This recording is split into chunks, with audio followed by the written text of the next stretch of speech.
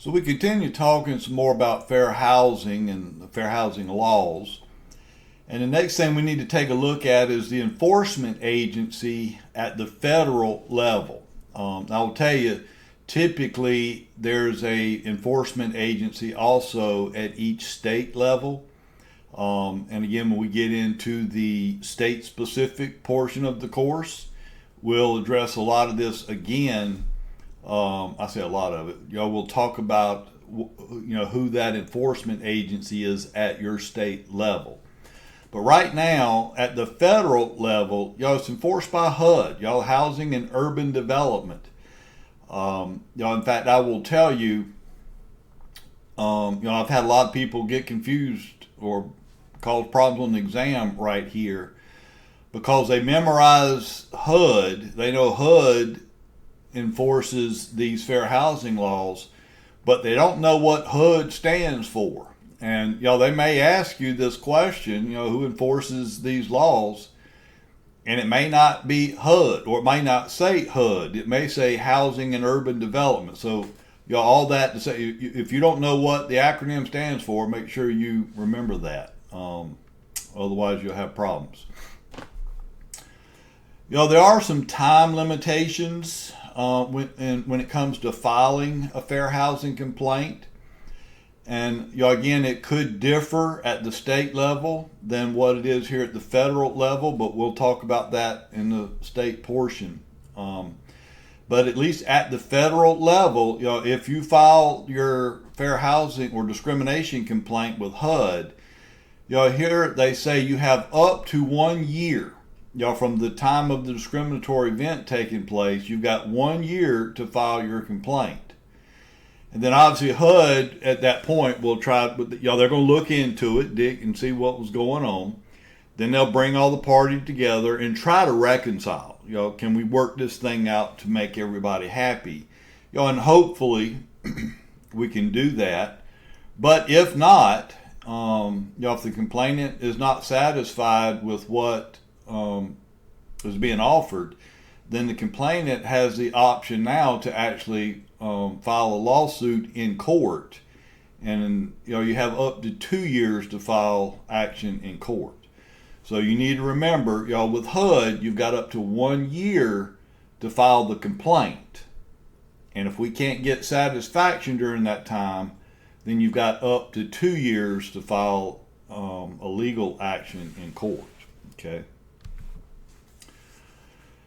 If we do go to court, some of the penalties that the administrative law judge could administer, and sometimes they may use the acronym ALJ.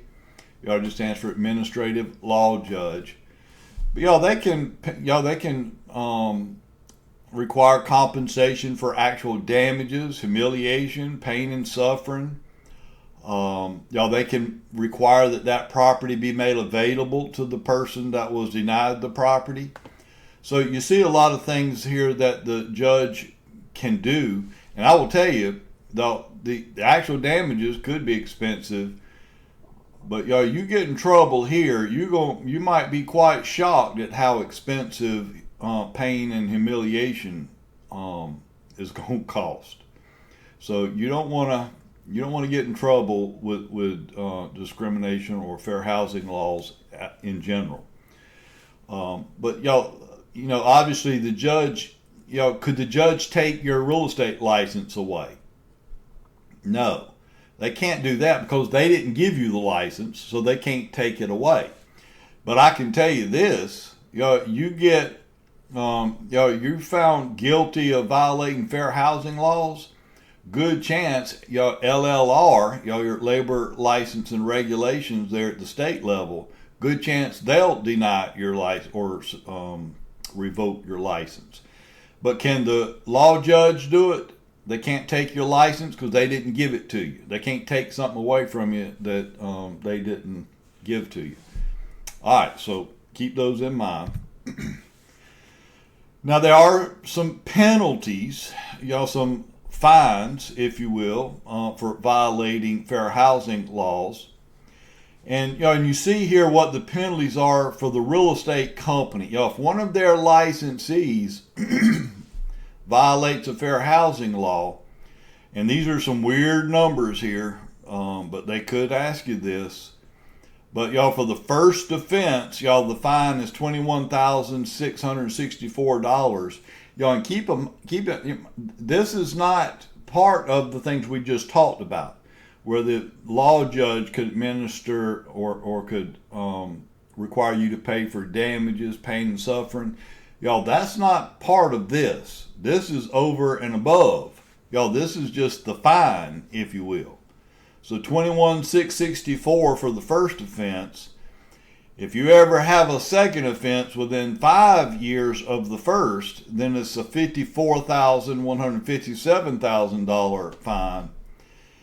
And if you ever have a third offense, which I don't know why you would, because I know in my state, you get caught the first time, you're done. You're going to lose your license, but I guess some states may not do that.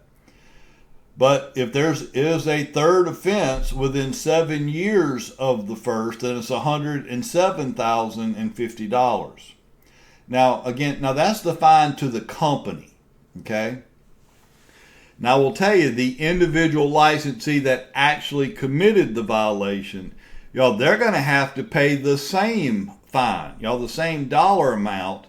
It's just the only difference is it does not matter how long it's been since your first. If you ever get caught a second time, it doesn't matter how long it's been since your first offense, but it does matter for the company. But the amount of the fine is going to be the same for the company and for the person that committed the violation. So it's going to be 2 fines paid, one by the company and one by the individual licensee that did it. Okay, so y'all, I know those are some weird numbers or fines, but y'all, they could very well ask you about those, so just be ready. So what happens when we file a complaint? Y'all, first of all, it's going to be dealt with by this FHEO. Y'all, it stands for Fair Housing and Equal Opportunity Office, which is part of HUD. Y'all, they fall under the Housing and Urban Development. And y'all, their role is to ensure equal access to housing by enforcing the fair housing laws. So y'all, we know HUD is like the big umbrella, but within the umbrella, or part of it, or under them, is the Fair Housing and Equal Opportunity. Y'all, they deal with the fair housing complaints. Okay. Now, who can file a fair housing complaint? Any member of a protected class who believe they've experienced housing discrimination. So if you're a member of a protected class, you feel as if you're being discriminated against, then you can file a complaint. Now, you remember, how long do you have to file the complaint? 1 year. You got up to 1 year to file the complaint from the time the discrimination occurred. Now, how do you file the complaint? You have to go online. You go to HUD's website, and then just fill out the information that it asks for. But then it says there will be a fair housing specialist that will review the submission to ensure that they are in fact violations.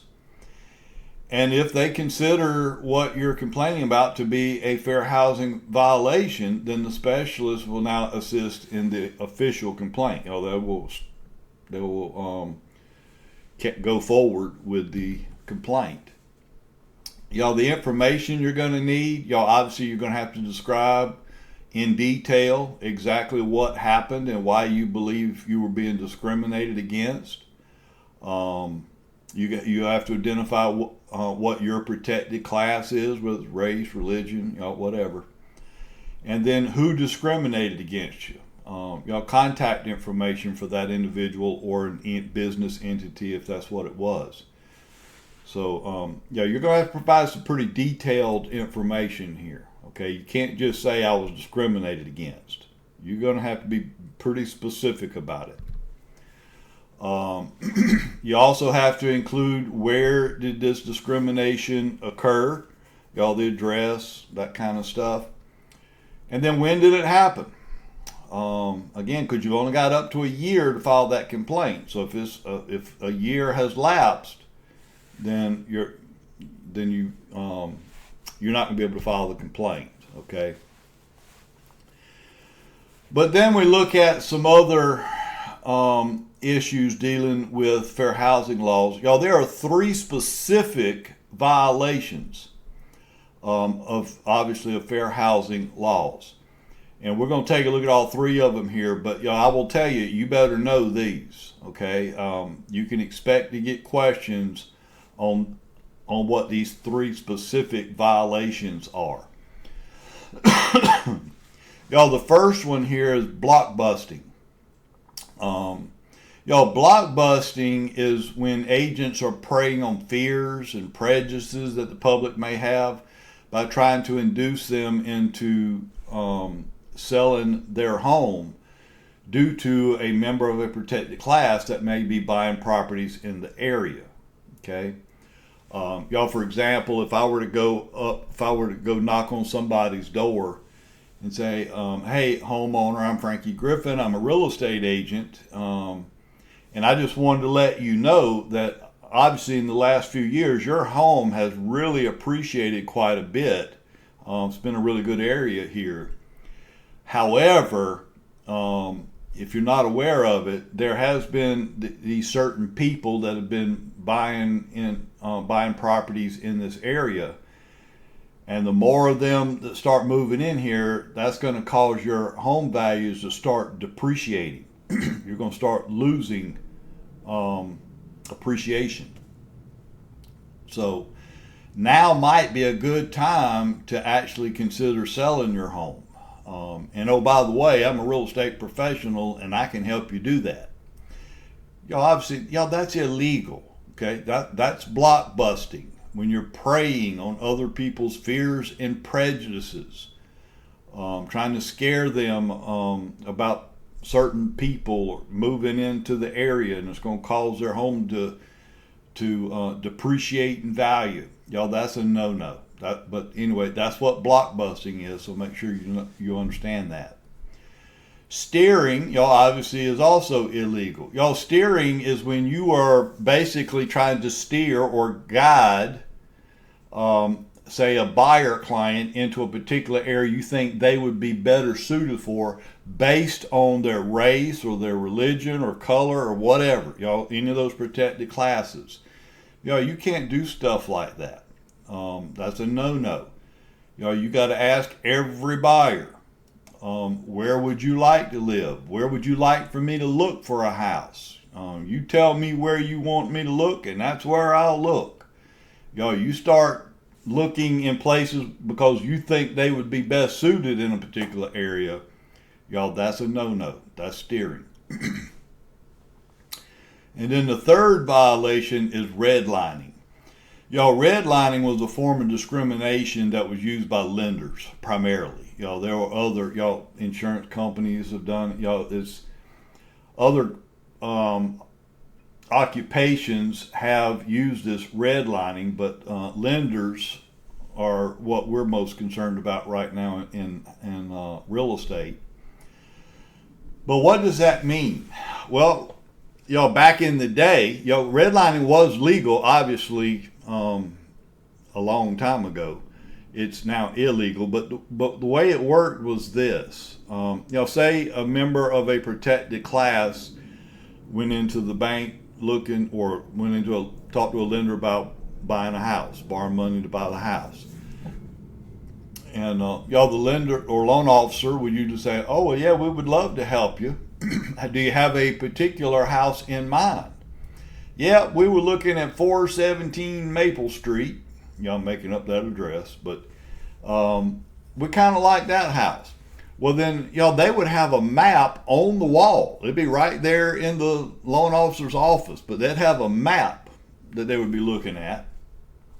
And they would go find that address on the map. And if that address fell within a red, they would outline areas in red. Okay.